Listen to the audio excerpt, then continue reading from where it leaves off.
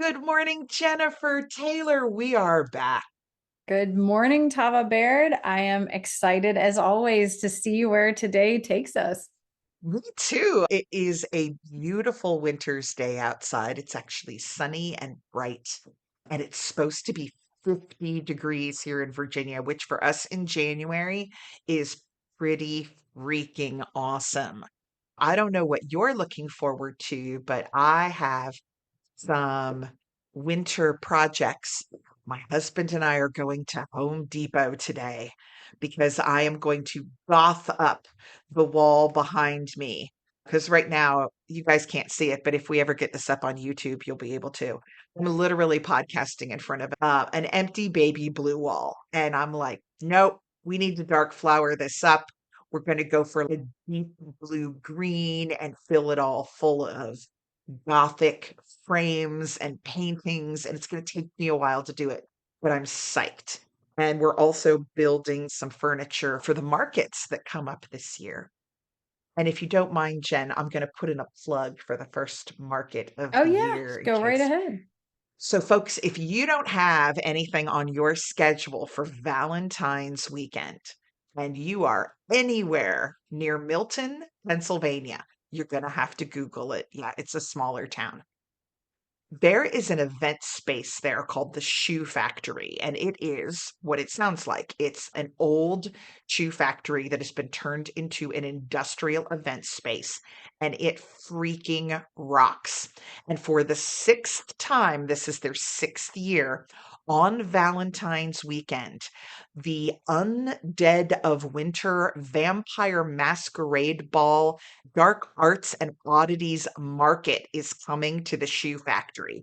And this is the second year that I have vended with them. The vendor space is sold out in like 3 days. And it is, I know some of the other vendors, this is going to be so much fun and it's so wild. So here's what that you do. Hop online, go to the Undead of Winter. You will see this event. There is a dark arts and oddities market during the day.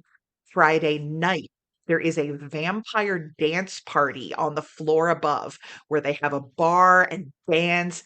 And these guys are, they have some incredible lighting and like theater technicians that design and light this whole thing. People come in vampire costume with fangs and the contact lenses. And so you can go shopping and then go upstairs and party Friday night. Then on Saturday, the Dark Arts and Oddities Market is open again all day. And then Saturday night is the big deal. It is the Feast of the Vampires. You have to be 18 to come. The vampires all come in full regalia. There is a giant dinner upstairs that is lit and decorated like you are literally in a vampire movie with the full bar and a stage. And there are also opportunities for you to do your own vampire photo shoots. They have all these vignettes set up in the nooks and crannies of the room where you can get into a coffin or sit on a throne surrounded by vampire props. They have all of these things. You will take the best photos of your life on your phone at this event. And then after the big Feast of the Vampires banquet, then they bring out the performers. They usually have snake charmers. They have silk dancers who are hanging from the ceiling performing. They have people performing with fire. They have live bands to dance to. It is an absolute blast. So if you're looking for something fun and definitely memorable to do with your honey on Valentine's weekend, get thee up to the vampire market. Come find me. I will be with Idle Hands. We have a triple wide space at the Dark Arts and Oddities Market, and you can come visit with my little haunted dolls that are coming along for the first time. My goodness, that is quite the event. I can only Oh, imagine. I'm so excited. I have to fit my teeth sometime this week. so that my fangs are ready to go. I have a kit by Scarecrow, which does, yeah, if you guys are looking for good fangs, a lot of the ones like online are just, ugh. But Scarecrow, you can actually find them if you Google them. They have a kit that will fit over your incisors, but it's actually made of dental grade silicone, I think it is. You can reuse the fangs over and over again, and they will mold to the way that your mouth works so that you can have your very own reusable set of fangs. So, yeah, get your teeth on, find yourself your yellow contact lenses, dress yourself in velvet, and hang out with us. That sounds like lots of fun. And It is. I'm currently teaching a Reiki master class, but I feel like I don't have the rest of the things that I want to do on the calendar yet because they're still evolving. But I feel like I should put it out there because there's a greater chance of this manifesting faster. I think if I put out there that I am doing these things, so I am designing a course for people who want to be able to learn to channel song through their voice or channel through instruments and also through movement, since that's the one of the really the biggest ways that I bring through energy at this point for healing and also messages for myself and others that way. And I've had a number of requests for that. So I am working on getting that designed and figuring out exactly how to put that out there. And I've also become aware that Omnivara is, we've talked about that that is the temple of song. It is this place that exists in this other realm that has been being created by every song I've ever sung in all of my incarnations. And it is held by a whole host of divine beings, angels, Mary Magdalene, nature spirits and beings, and all of these different beings that come there to receive healing and also to guide and provide healing for others. And I've received an attunement to that and a pre-attunement. I was supposed to come in and do the attunement, and then all of a sudden it was like, no, there's a pre-attunement. So there's something that helps to prepare your energy to receive that connection. And then there's something that connects you and actually built a bridge. Like we walk in on a bridge of light and then spend time there. And then we walk out on a bridge that becomes created out of like stones to make it so that you will be able to go back and forth to access all of the healing and wisdom and guidance that's in Omnivara. And this is all still developing. I'm feeling like all of a sudden different things will come through and I'm like water on, and this water energy starts pouring through my shoulders and all these different things keep happening. So I'm still exploring it and figuring out exactly how to help people to be able to access this energy. But I'm saying it out and putting it out there to make sure that it's coming into greater manifestation so that I have all of the stuff I can share with you. I cannot wait. I'm so excited about that. Let's see. Oh, there is one other thing that I wanted to mention. We're just literally doing so much stuff that we're like, oh, wait, people, guess what else we're doing? So, as a lot of you know, I teach Lilithian magic. I have a whole series of magic classes that are channeled from Samael and that teach his and Lilith's worldview and the way that they perceive things. And I pass them on to you all in the classes. And one of the themes that has come up, because Lilithian magic is very inclusive, it is very accepting, it is full of radical empathy, is what we say. Those that society has cast aside and demonized are all welcomed by Lilith. And if you go with that idea, then the act of upcycling is also a Lilithian practice. You're taking an item that nobody really wants anymore. You're often getting it from a charity shop where the money goes to provide services for people who need them, who are having difficulty. And then you're taking an item that basically has no longer has any power or much value in a lot of people's eyes and turning it into something powerful. And so I started something. If you're at your desk and you've got nothing to do and you want something fun to read, I started something called the Fallen Angel Project, and I blog about it on tavabaird.com.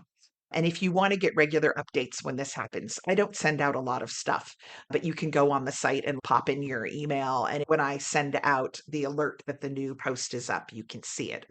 What I do is I take items, a lot of times they are wooden statuary or folk art that are in bad shape, are damaged, are unwanted, and I upcycle them into something much more powerful. The first one that I did that you can read about went from being a folk art angel that looked like it was highly flammable and was turned into a black moon Lilith altar icon statue that was 15 inches tall. I get out the Dremel tools, I use all sorts of different items, and then I paint and transform the item into something that has power.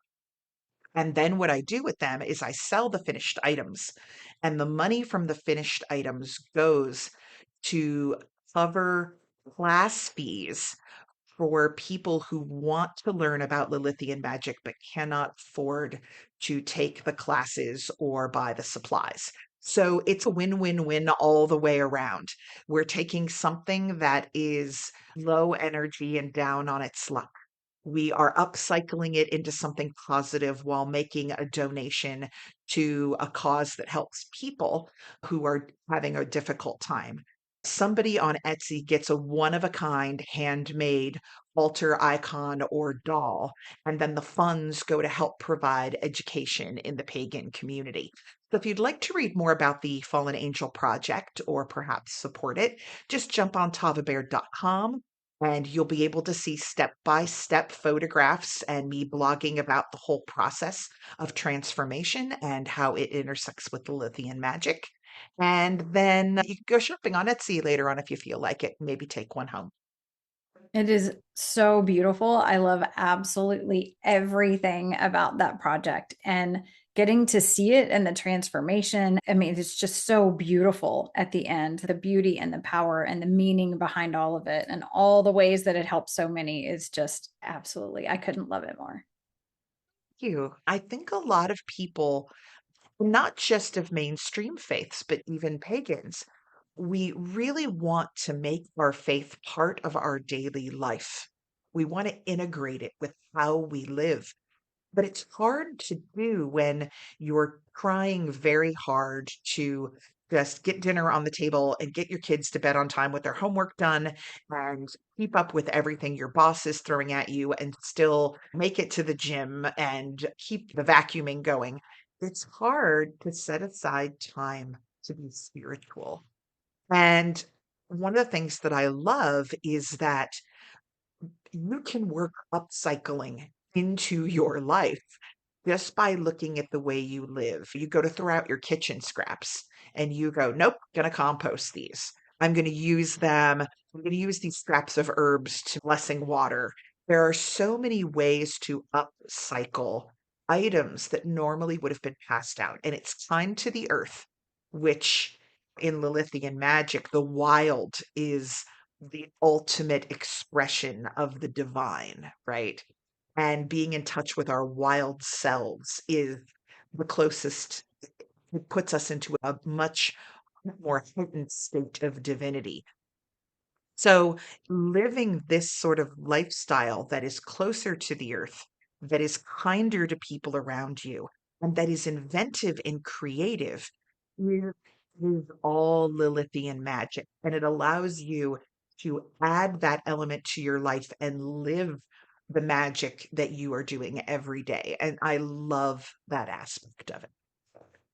Yeah, upcycling, I've been super passionate about that for years now. And yeah, I get so excited when I figure out a way that I can reuse something and turn it into something else or donate it. There's Yes, always donation places. I feel like most anywhere you'll be able to find somewhere you can donate things because not everybody has the time to reuse it themselves. But if you can find right. places you can donate it, it's amazing the types of things that you can find places for and just drop it off, and someone else can upcycle it or someone else can use it exactly as it is.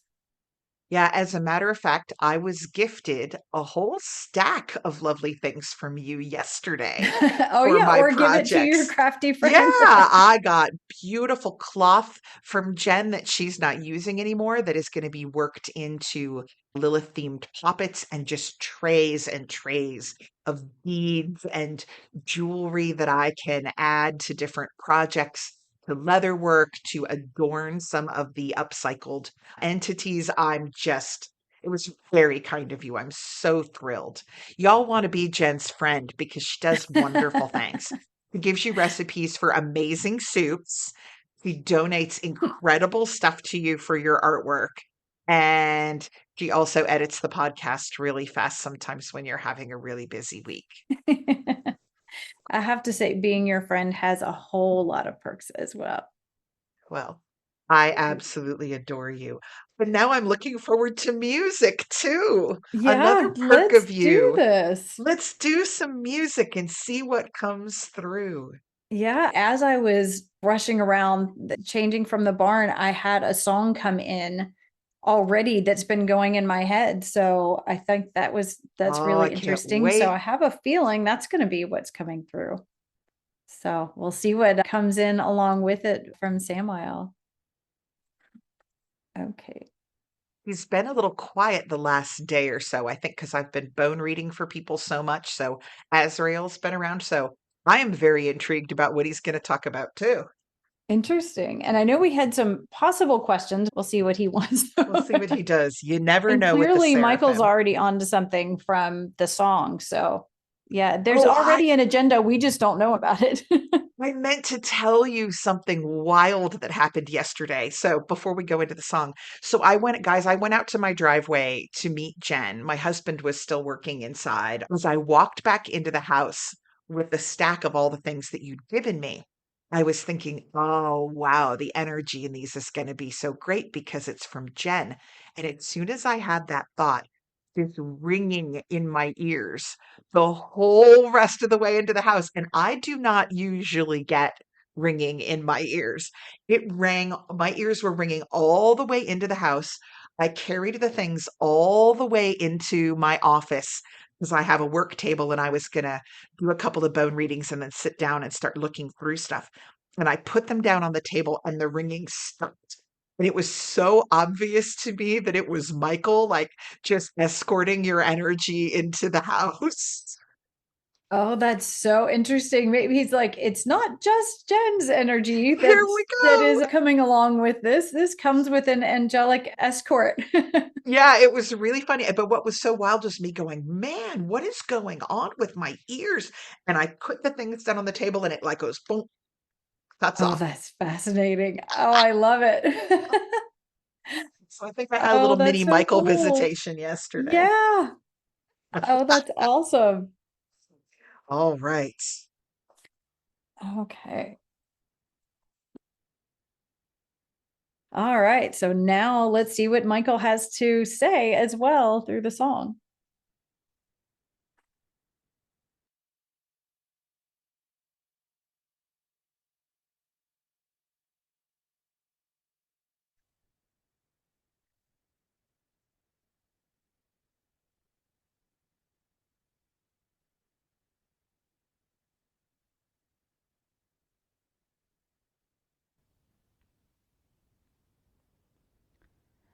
Hum na ya ra ra hum ya ra ya ri ra hum ya ra ra hum ya ra ra na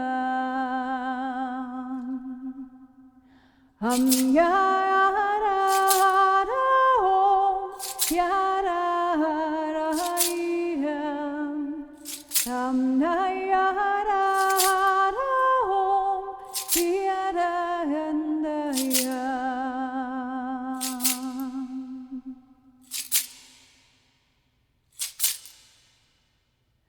hum na ya ra ra hum ya ra na hum na ya ra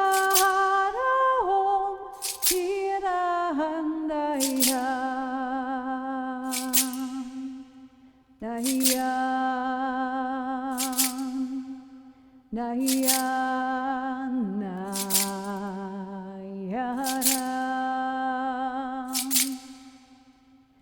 Yam nayara om, yara yam nayra. Yam nayara om, yara haram yam. Yamna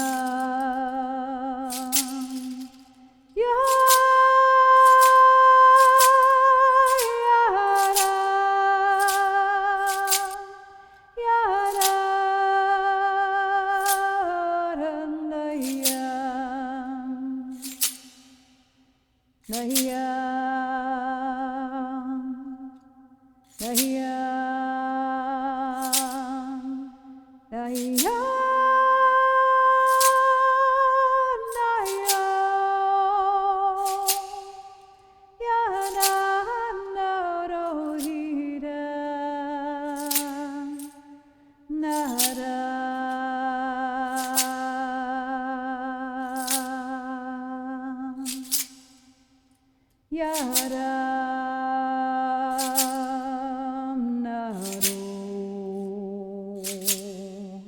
Naram Naram Naram Naram.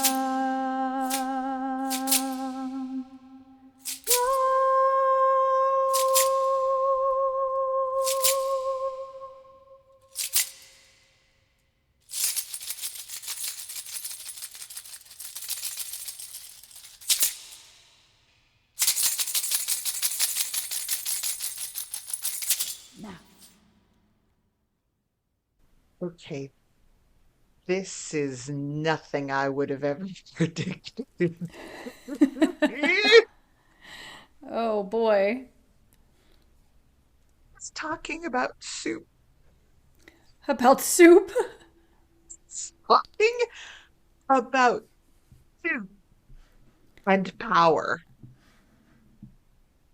Oh I boy. wait till you get a load of this. Wow. Soup and power. I think we're definitely going to have to put soup and power as an episode title because I highly doubt that anybody in the history of the world has ever titled a podcast episode Soup and Power. Yeah, I, But it I makes I would wager sense. that bet. And actually, what this is, as he started talking, and I thought, where is he going with this? What this is he is describing to us a Lilithian manifestation spell, essentially, for winter. So here we go. Are you ready? Wow. He started off and said, the womb of winter. The tree limbs are the bones of what will become. A time when the voices are free to echo off the rock and the water's still voice carries. Not a time to endure, but a time to celebrate, to observe a world stripped clean and the transformation of fire. What is next for you when you appear again in spring amongst your clan? This is when you are waiting to be born. I have seen it countless times when a human stops emerging, stops moving, they die. Even in meditative stillness, there is movement in the soul. And so, traveler, at this time of year, when the stars are bright and dry, what will be your destination? In what form will you arrive at the banquet of spring? Now, people who are listening, Jen sang, and that was from the first singing. But then she was a little worried that her rattle might mess up recording. Yeah. So she sang again, and he continued. So, this first part is he's talking about the nature of winter and how a lot of us just sort of shut down in winter. But he is saying that it's actually healthiest for us to be in a state of movement and to understand that even in winter, it's not that the earth outside is dead, it's just that it's different. That in the summertime, there's so much greenery and trees and things that we can't hear our own voices reflecting off of rock and stone, which we can now. That we can't see the true underlying structure of the trees, which we can now. That the world is stripped down to the bone right now. We can see aspects of the wild and nature that aren't obvious at the times of year when we are more comfortable outside. So he's talking a little bit about that magic and about finding a way to use it and say, we are in a slower state, but we are still moving and transforming. And what we can do right now is think about when we step back out into society and we're much more social and we're going and doing outdoor activities and we're having parties and celebrations and going to the pool and all of these things, going to spring sports. Who do we want to be when we return to society? And so that's a great question. But in the next section, he's actually telling us, giving us a little guidance on how to get our brains in the right place to contemplate this. And here is where the soup comes in. So he says, to find these answers, eat of the earth, stir your intention into the thick life in the pot. Experience it with your senses in the way only a human can. Bless these gifts that were brought to you and who gave them. Let the heat of their transformation warm you and anticipate. Walk the edge of hunger. Feel the longing for taste and satisfaction. Let time raise your bread and bring through your wine. Think about what it means to want. And in that space, that place between longing and satisfaction, you will find a powerful magic. Most humans run past that edge. You will not. From that place, other places will be revealed, and you will learn. Who were you when you were a child on the edge of growth and manifestation? Samael is giving us here a meditation, right? That starts off with, I'm so grateful for, I'm looking maybe at a stew of beef and potatoes and carrots and corn and mushrooms, whatever it is, and herbs, the broth maybe. And I am expressing my gratitude for everyone who brought this to my table. From the animal, if there's meat in your dish anywhere, from those animals who gave their lives, the plants. And I'm offering all of them blessings because in our mass produced society where we're trying to feed people at a huge rate. We often don't take the time. We just put it in the pot and cook it and get it done, right? People are hungry. We want to take them past hunger to a place where they feel satisfied. But he's saying to move through a slow meditation of gratitude as everything goes into this pot. And then once you've done that, start reflecting on your own reaction to what's there, to the fact that you're hungry, that you might want to taste it and see what it tastes like, that you have an anticipation of your family or your friends sitting down and eating together. And he says that rather than just blowing through and rushing to get to those places where everything is satisfied, to instead spend a little time walking that edge. Hold the spoon for an extra moment before you take that first taste. To examine your hunger rather than to fear it and rush past it.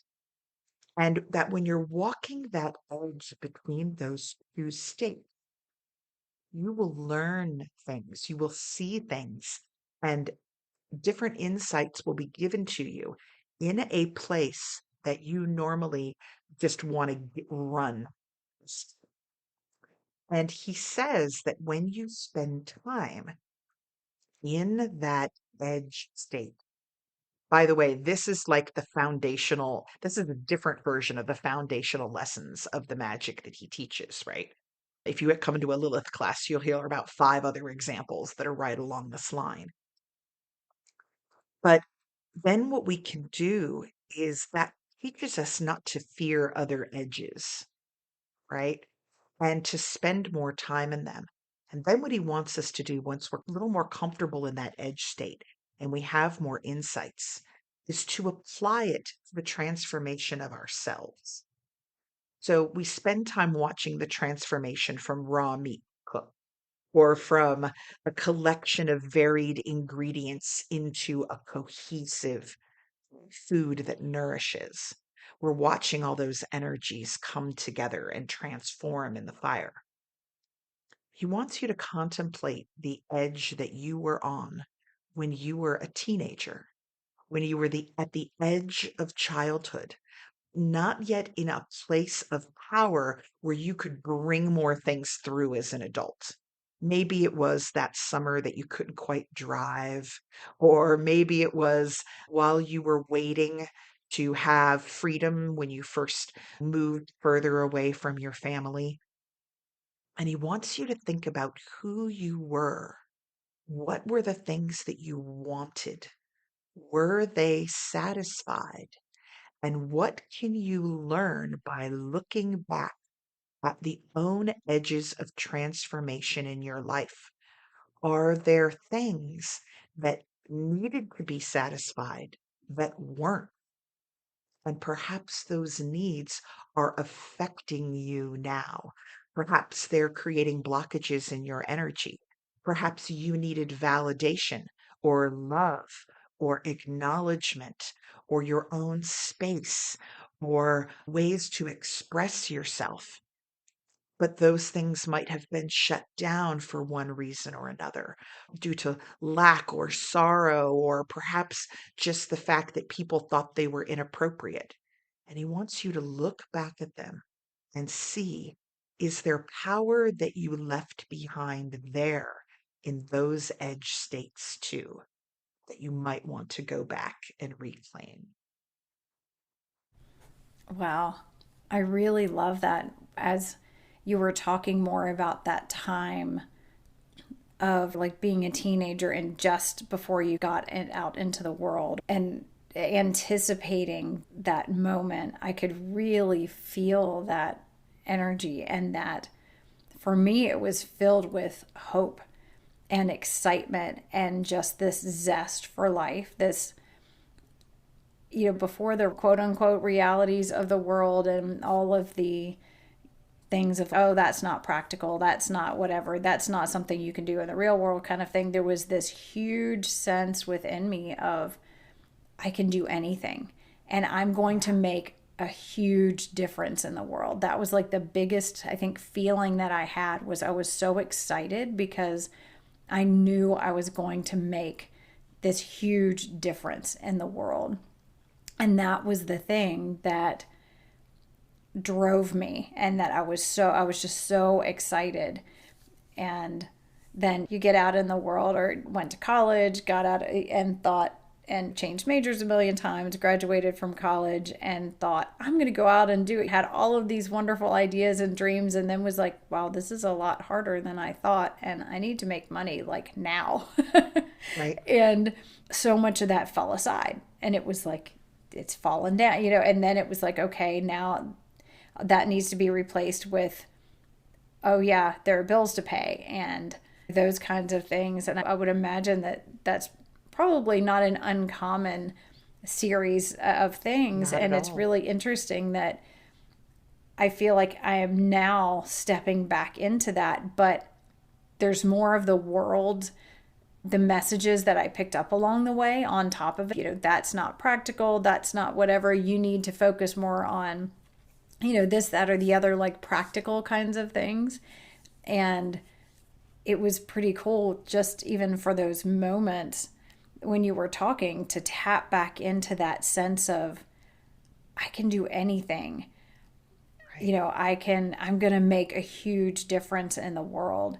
And boy, bringing more of that into everything. And I still have that because that's how I got here. That's how all of this came around. But tapping into that huge well of that was all built up then, and that excitement of I'm just about to unleash myself onto the world kind of thing. Yeah, That, boy, there is a lot of power in that. there is. I ran into somebody the other day that was a parent of children I used to teach, and I hadn't seen them in many years, and I'd lost touch with them, but I adore them. And we ran into each other in a thrift store of all places as I was looking for items for the Fallen Angel project. And so there was that, oh, how are you? And showing each other photographs of their children who were now grown and catching up. And this person hadn't seen, didn't know that I'd retired from teaching. And so they said, "What are you doing?" And I said, "Oh, I retired." They said, "You're too young to retire. You're a lot younger than I am." And I was like, "Nope, nope, we're basically the same age." And they said, "Oh, well, are you enjoying all your time off?" And I started to laugh. And I said, so the funny thing about that is that I started a business. What's also funny is so this was the second interaction like this that I'd had in about 24 hours. Just before that, I had run into somebody that used to work at the school that I was at, who then had left, and I hadn't seen them in about a decade. And so in both of these cases, I was faced with someone who said to me, so what are you doing? And they had this idea that I'm planting tulips and eating bonbons and that that's pretty much my day. And there was this moment as I realized I was going to have to tell both of them that I channel an archangel and that I have a witchcraft business. And so I paused there for a second and I thought, oh, screw it. Here we go. And I'm like, actually, this is what happened. I wrote some books and of course they're like, what?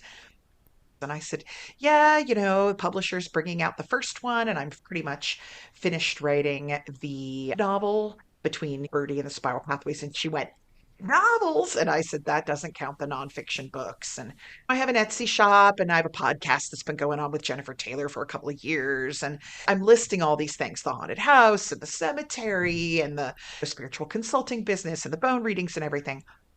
And she just looked like, what in the world? And so we chatted for a little while and then we went our separate ways shopping. And she came back around to me later and she said, I hope you don't think it's odd, but we're talking about you as we walk through the store. And I didn't want you to cross paths with us again, like in an next aisle, and just hear us talking about you. And she said, we're talking about you because you reinvented yourself. And I thought, "Oh, I didn't. This is who I've always been. I just had to keep it hidden." Then I realized there were things that I was attracted to and that I loved when I was a teenager. I loved to paint, but I didn't have a space to do it in. There, I was fascinated by witchcraft and actually started practicing when I was a young teenager, but I had to keep it hidden, right? And I started thinking about all of these things that made my soul light up with so many restrictions on them when I was a teenager because I was living in someone else's house who had a different religious background that I did. If I was interested in something and they didn't think it was cool, it wasn't going to happen because they were the finances, right? But what I've done now that I'm in my 50s, is yes, we're paying the bills and I'm making sure that the recycling gets where it's supposed to go and that family is taken care of and that there's food on the table. But I went back and I got those things that I wasn't allowed to do and said, screw it, I'm doing it now. A lot of times we think of our lives as adults as I'm just trying to get the bills paid this month and make all the meetings that I'm supposed to make this month and make sure my kid gets through the semester. If you're doing those things, yes, it feels like you're treading water and you're always in motion, but you are also successful at life, right? You are living an adult life that is successful. You are keeping the balls in the air. We've got to have enough time to make one of those balls our own power and journey, our own reinvention. To say that as I walk through handling all of these things, I'm going to walk through looking and talking and walking my truth. We can find out what our truths are a lot of times by journeying back to that big edge at the end of high school when you said, I can do anything. And if you thought you could do anything and change the world then, now you actually have some more resources to do it. You're in a position to make decisions. You're in a position to get in a car, drive down to the craft store, and buy the canvas and a couple tubes of paint, right? And then come home and say, the kitchen table is mama's between 6 and 8 p.m. tonight. Everybody make your own macaroni and cheese. I'm going to feed my soul. He's saying that in the winter time when it's slower and stiller, this is a time to think, who do I want to emerge as in the spring? Let's build it now by looking back at my edges and figuring out additional sources for power that I may have had to have leave behind before. Hearing you talk about all of that, I was like, yeah, this is why the song. So, as I was part of the way through the song, I became aware, I was like, this does not sound like a normal Michael song. There were elements of it that where I could feel him, but I was like, this is not a Michael song. And I have been thinking about Sekhmet for the last 24 hours Mm. really strongly. And I have felt more of her presence again in my life. And one of her titles that I love is She Before Whom Evil Trembles, is a title, like one of her big kind of titles. And I thought, yeah, I think it's time. I need to work with Sekhmet more as I'm doing all of this and I'm bringing all this out. I need that fire. For those who aren't familiar with her, she is a lion-headed goddess from Egypt. There's a temple to her. There's what's considered the last living statue, which is a statue of her in a temple, and people swear that standing before it, you can feel it's like this is absolutely alive. Like her energy is totally there. I've journeyed to that many times, not physically in my physical body, but I have felt that connection. And I have one of those statuary things right in the window. I see her every morning. But Michael, since he came in, has really been primary in my attention. He's gotten a lot more of my focus and attention. But periodically, things will kind of step in. And Sekhmet's also the reason you've heard me talk about like eating things and how energetically I'll have to eat things. That's Sekhmet. That's working with her. She's transformed. Oh my goodness. And transformation in her belly is how she transforms things. So she will like eat these things and transform them in her belly. This divine alchemy is a big part of her.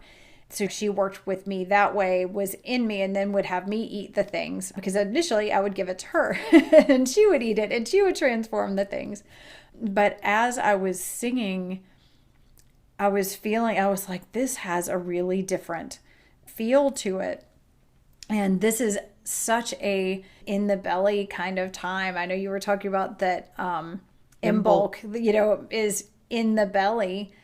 And, Hmm. while I guess we're not quite really to Imbolc, we're building that like that things are gestating beneath the earth. And I was thinking, oh, that fiery transformation in the belly of Sekhmet is an energy that gets things moving.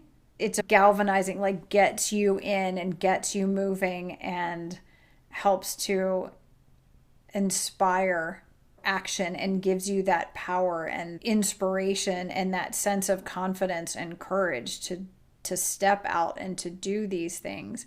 What a perfect pairing with what Samael was saying, because initially I was thinking, wow, so all of this Sekhmet energy, what does that have to do with the soup and stuff? But power, she is all about standing in your power, finding your balanced power, not in I'm going to overpower someone, but I'm going to stand in my own divine power and know what is mine, know myself, and have the courage to say, this is me.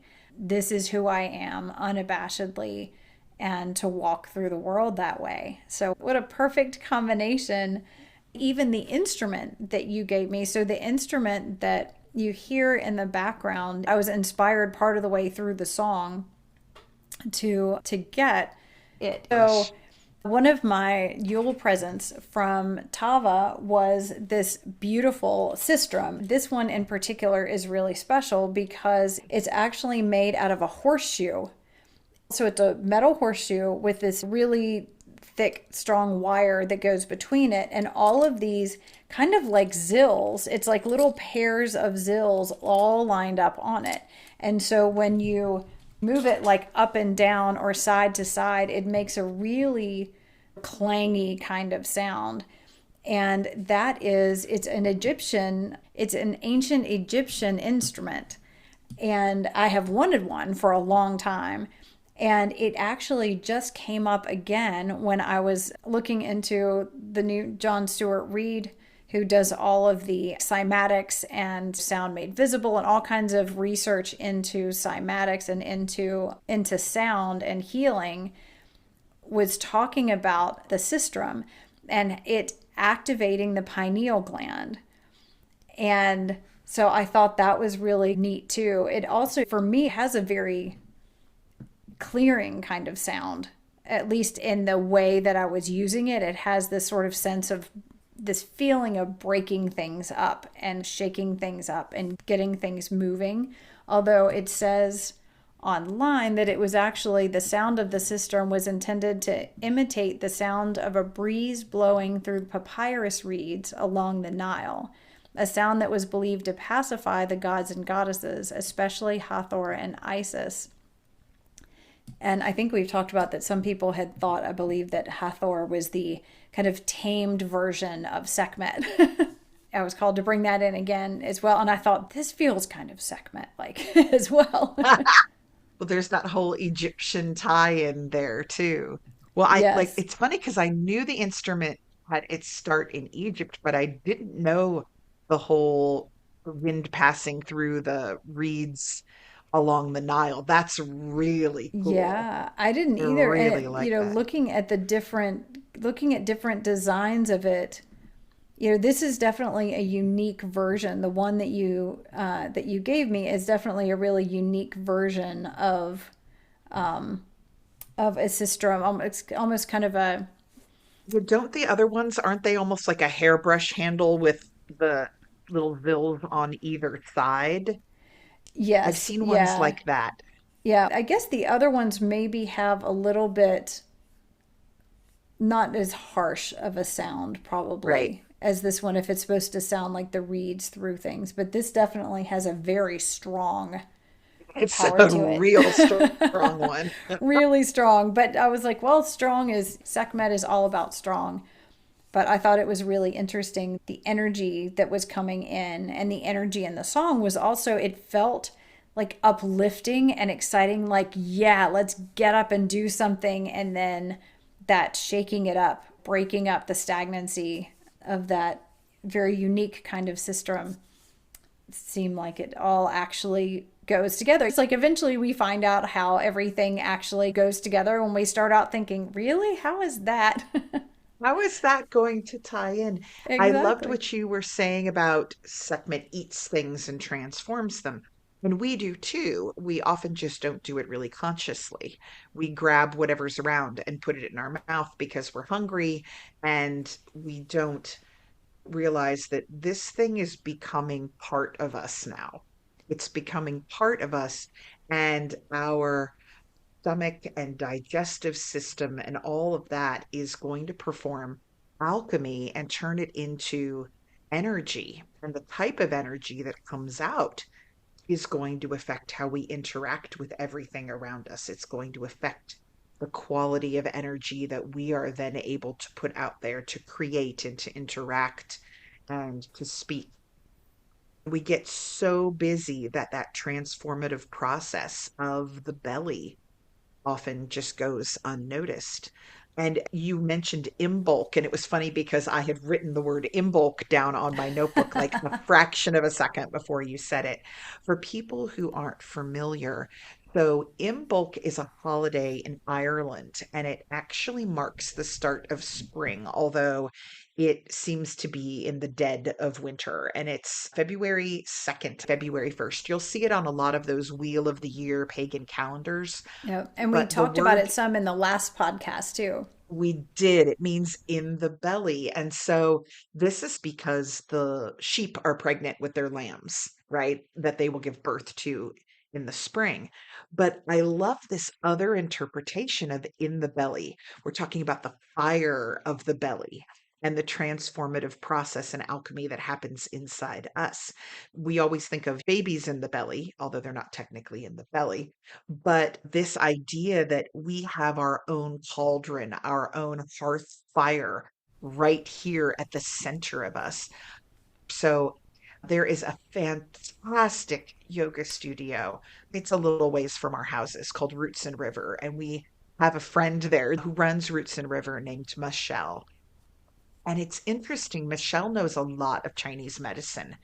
And if I remember correctly, during the winter months in her yoga classes, she does a lot of yin yoga classes that focus on the belly and the intestines and the energy that is there, and on digesting things and processing them and letting parts of the body relax so that things can be processed and digested both physically and metaphysically. And I'd be really interested to find out if my memory is correct and if there are also things about this time of year in Chinese medicine that have to do with the belly and the intestines. Yeah, that's really interesting.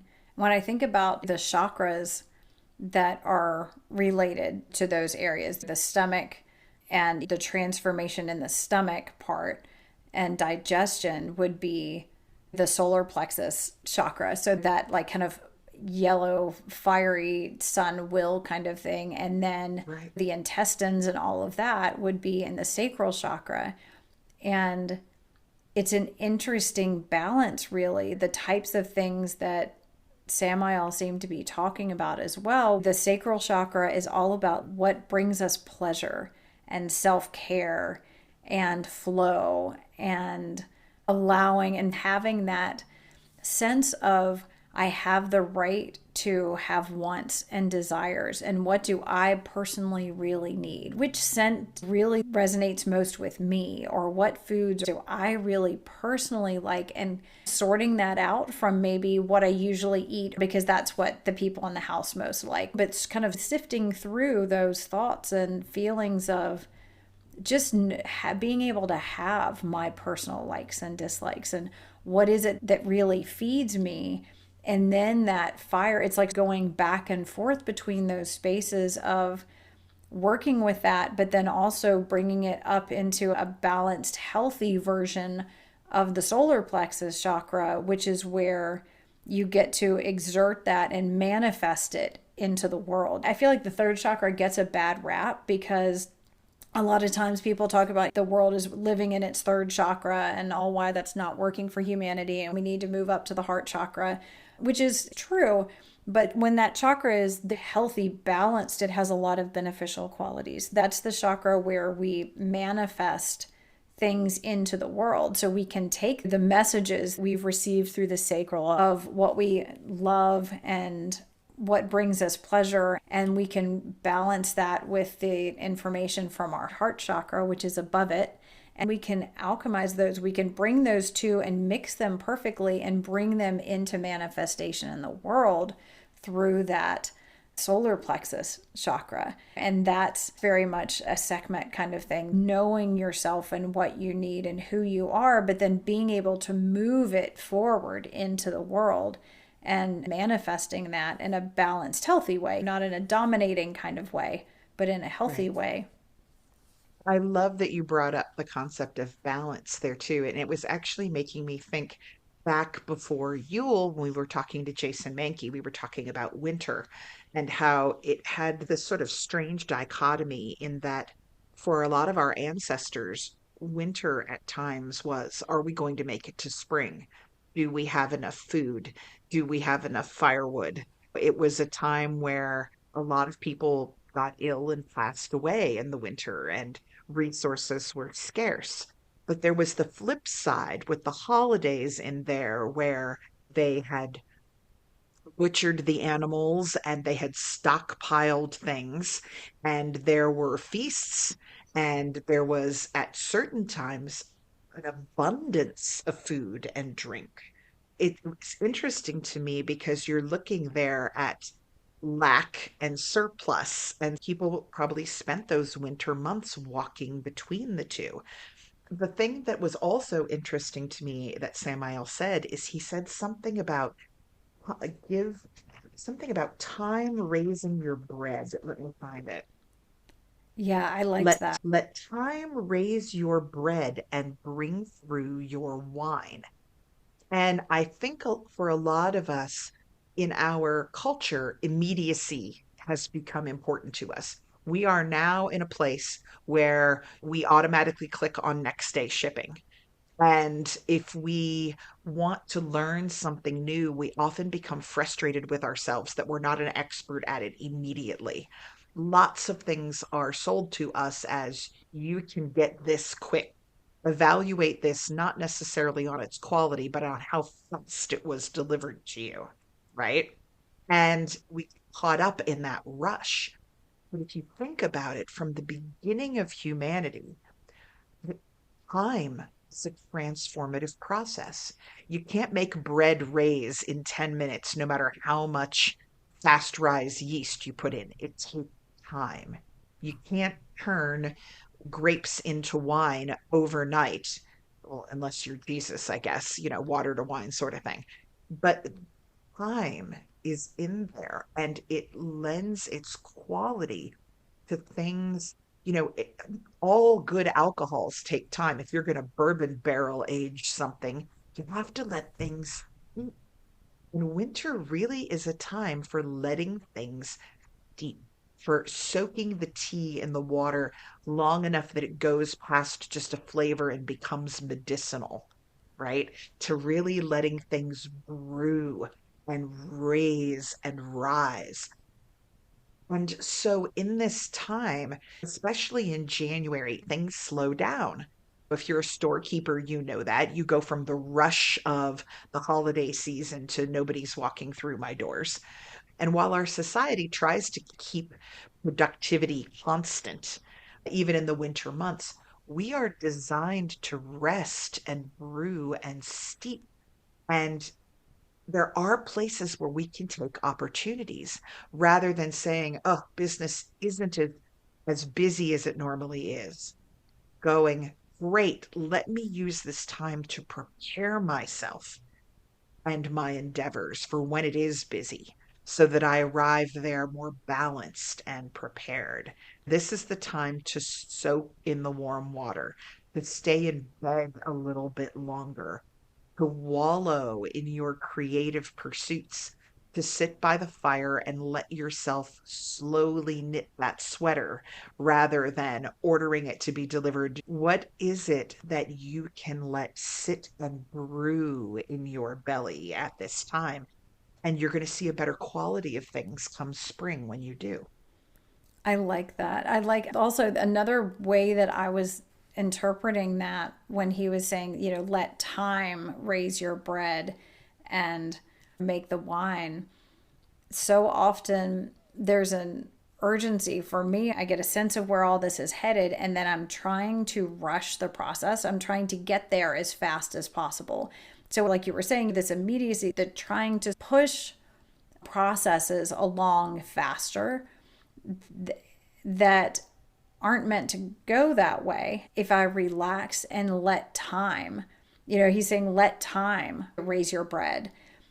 The idea of, okay, what are things that are brewing within inside me? What are things that are growing and germinating and that are in process that I'm trying to hurry up, or I'm thinking that I need to make all of this happen. I need to be the person to get this done, or I need to just keep tending to it and tending to it and working on it and adding fuel to the fire and doing all these things. Maybe there are some of these processes that need to just be set down. If you worry dough while it's rising, it will fall.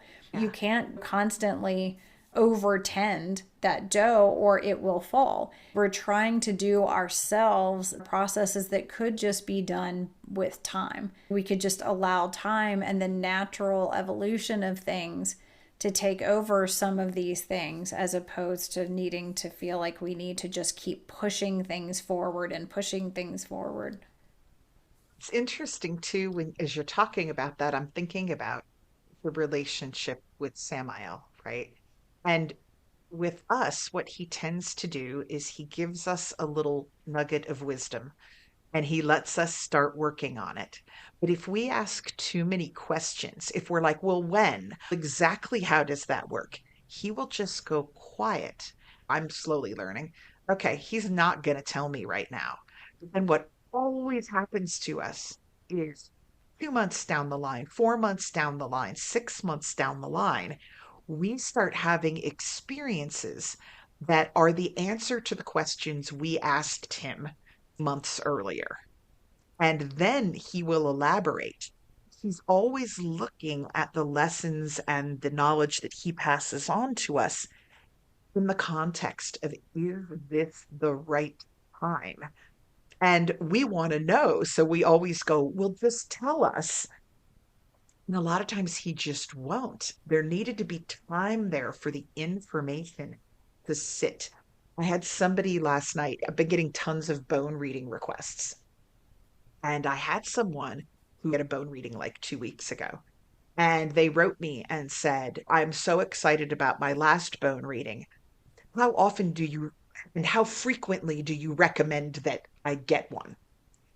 Now, from a business standpoint, I could have been like, we'll have a reading every day, right? But the thing is, bone readings are looking at an energetic picture around you. And if you're having one every day, they're just going to repeat themselves for the most part. Now, if you're a bone reader reading for yourself and you want to see how your day is going, that's one thing.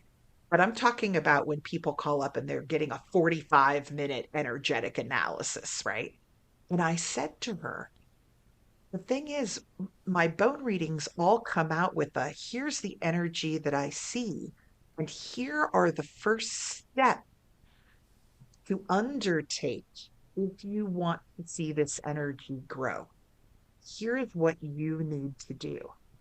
And so I said, if you have more than one a month, it's not time for any of the stuff that I told you about to manifest. And even a month seems really short to me, right? If you get this information that these energies that you weren't aware of are at work, and you get a possible direction to travel in, to to work with them and to build a symbiotic relationship with them, you have to have time for those relationships to build. You have to have time to get used to working with that energy. You have to have time to see and find the answers that will put you in a place to ask an informed question again. If you're just constantly saying, tell me, tell me, you're not ever going to have an opportunity to really experience the growth that is supposed to come out of this, you've got to take the time. And it's just interesting to me. People get so excited about getting the information that they just want to keep getting the information without realizing, you have to execute the marching orders that come with the information, or you're not going to really understand the power of what is being laid before you. Initially it was so exciting, the idea of being able to get information from Samael. And I think he was very forthcoming, I think, for a long time, like just feeding us answers and feeding us information.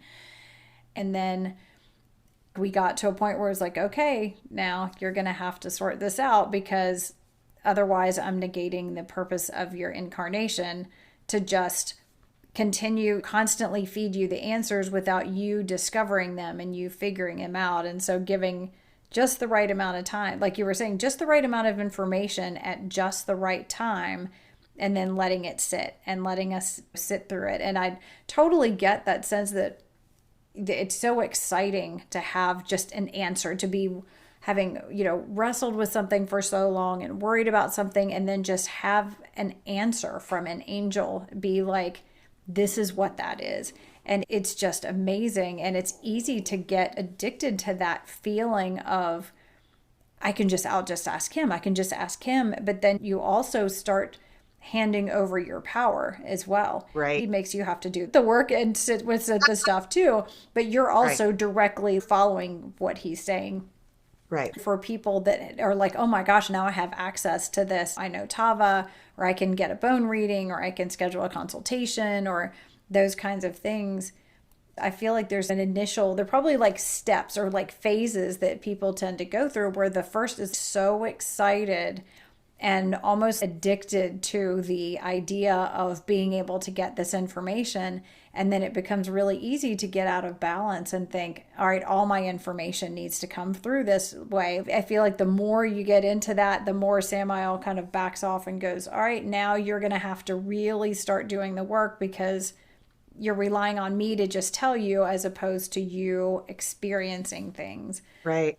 One of the things that he talks about is he says, we are all divine souls and we chose to come here.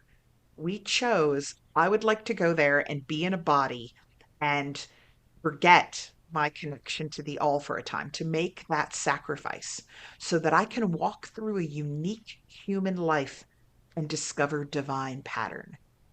He gives us the answers, and we're not walking our own path, and we are negating the very thing that we chose to do. And we'll be ticked off with ourselves when our life is over, when we go back to the remembering all and go, oh man, I just kind of rode coattails. He's trying to nudge us, and he's trying to keep us in a place of hope in difficult times so that we do continue to see. I cannot tell you the number of times that he says to me, not now, inshallah. That will come. That will be later. You must be patient.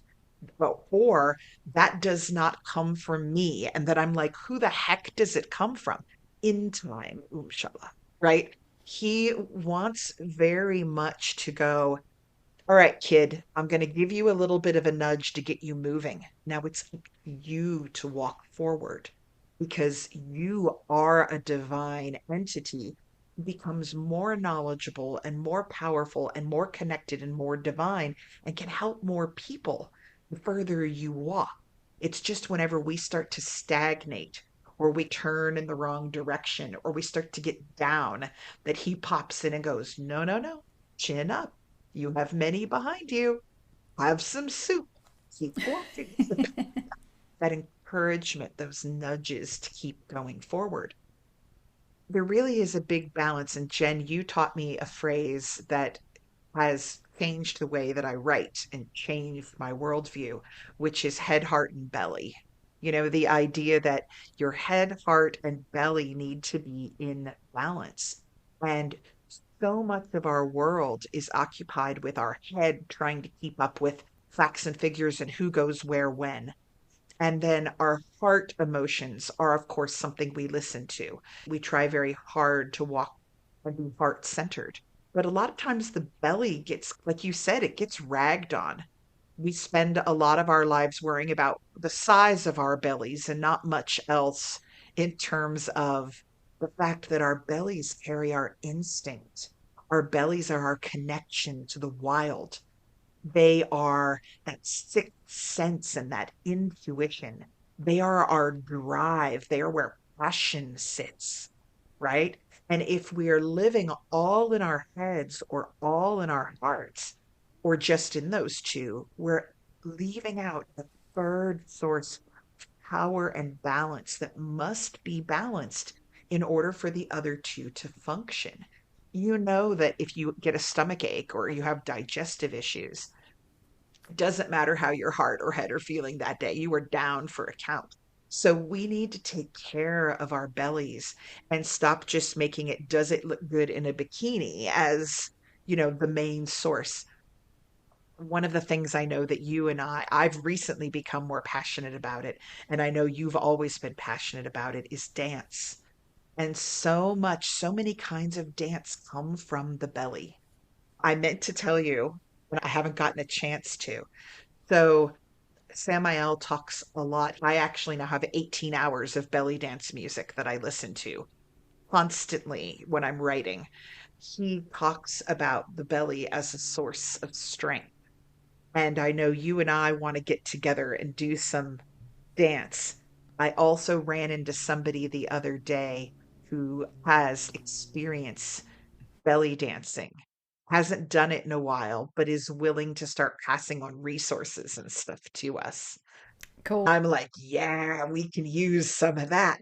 Like she was talking about how the best way to learn to move the belly and to do is to lay in your bathtub and put water on your belly and move it because you can actually see the flow better. And I was like, what a cool idea. It's really funny. I recommend belly dance as a way of getting in touch with the wild aspect of yourself all the time. I recommended it in a bone reading last night. Lilith communicates through dance and song and letting yourself get into a place where you can feel that wildness and that freedom and be part of the music. It's a very balancing and empowering thing. And if you've ever taken a belly dance class, it is one of the few classes you can walk into where it doesn't matter. You don't have to be rail thin and have really strong toes to pull it off. They celebrate bodies of all sizes and ample hips and an ample belly. It's fertility. It's a goddess body. And I just love that about it. It's inclusive. And there's Lilith coming through in that as well. So on down the line, Samael is saying he would love for there to be Lilithian belly dance classes. And I don't know how the heck I'm going to do that with one bad knee, but I'm starting to see I have you, and there's a couple more resources that are now making themselves apparent that I couldn't find before because he gave the nudge. Can you imagine just getting a group of people together to celebrate the power of the belly and maybe doing an ode to Sekhmet dance together and working into it the Lilithian gesture that Samael's been teaching us? What an incredibly powerful experience that would be. So, by the way, let's go ahead and mine resources from our listeners. If you have experience in belly dance, could you please reach out to me? Because I have an angel on my back, sort of like having a monkey on your back. I have an angel on my back that is telling me I need to learn it so that I can get to a place where I can help create safe spaces for people to come together and do this. And I can't really do that until I have a more extensive background. So if you've got resources on this, and Jen, you probably already do it. I majored in dance in college, and belly dance is a type of dance that I've never done, and that it's not been a part of my like repertoire of things. Although I had a belly dancing through pregnancy video that Oh, that I that think sounds I did like a awesome. tiny bit of when I was pregnant, but yeah, that's really all. I actually, you haven't seen the pages yet, but in the Book of High Places, there are two big major belly dance scenes that take place in the Lost. There's the scene that's the sort of the rehearsal for it, and then there's a huge scene that's done in the Lost City Temple to celebrate the anniversary of the temple's creation. There's a whole dance and it's called the Four Fires dance, and it's all about the fire in the belly. And I'm really excited for you to read it now because that's becoming, Oh it's yeah. always there were scenes back in Wildwood with Vika teaching Sorsha to belly dance, but you actually get to see Lilith and all of her students dance together in the book. And Lilith is talking all about what it's like to dance for your consort. Let's celebrate when we do have a body. And that brings us back to this idea that Samael has talked to us about the fact that when he's here with me, he doesn't have a material body, but his relationship with Lilith isn't the same as the way our relationships with our lovers and things are because he's an angel. He's composed of different energies and from a different culture with different traditions and all of these things. But I, and he's actually lamented how when Lilith was human, he couldn't help her because he didn't have physical hands. He could only provide like company and emotional support. He wasn't able to build her a house. And so we often think about these other entities, Samael, Michael, Sekhmet, and how powerful they are. But there is a power in being in this incarnated form. There are things that we can do that they cannot do. While they have relationships and loves and unions and joining in ways that we can't fathom, they also don't know what it's like to experience a human holding another human's hand right now.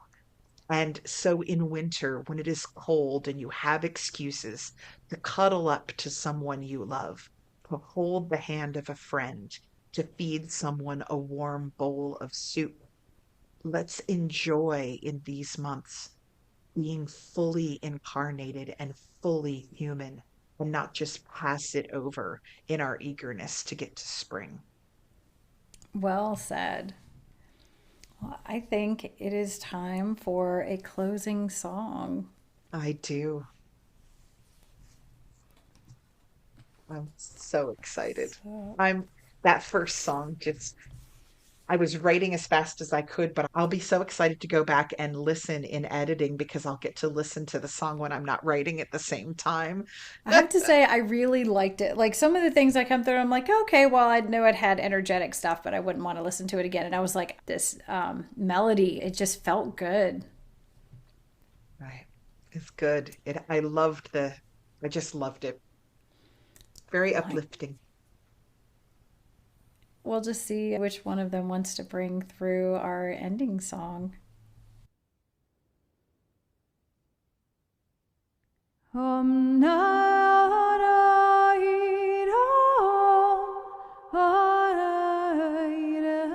Narayam Om Narayam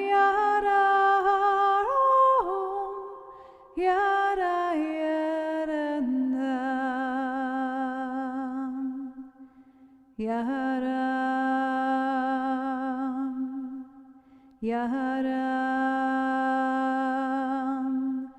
no,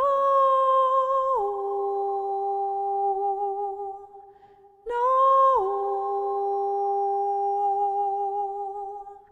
no, nairanam, no, nainaram, no, nainaram.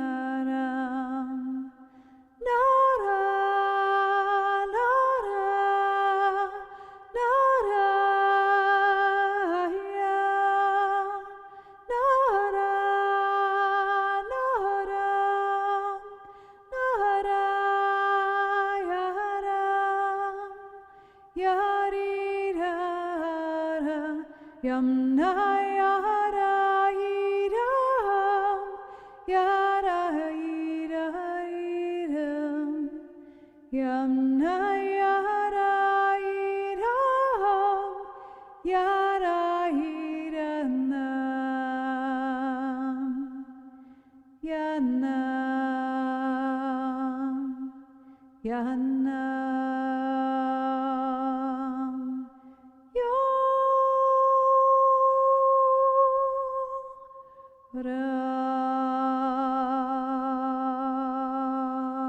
Ran.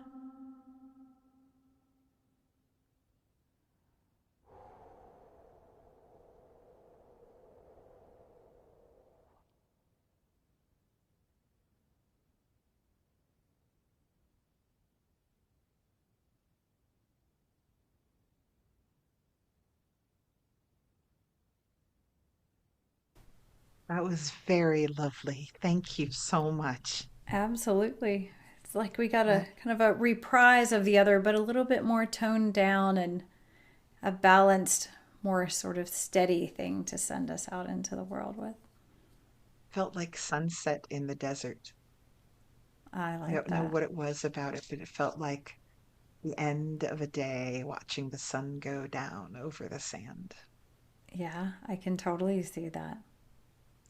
Samael has a few closing words for us. Sometimes in the sacred dark, we find a teacher.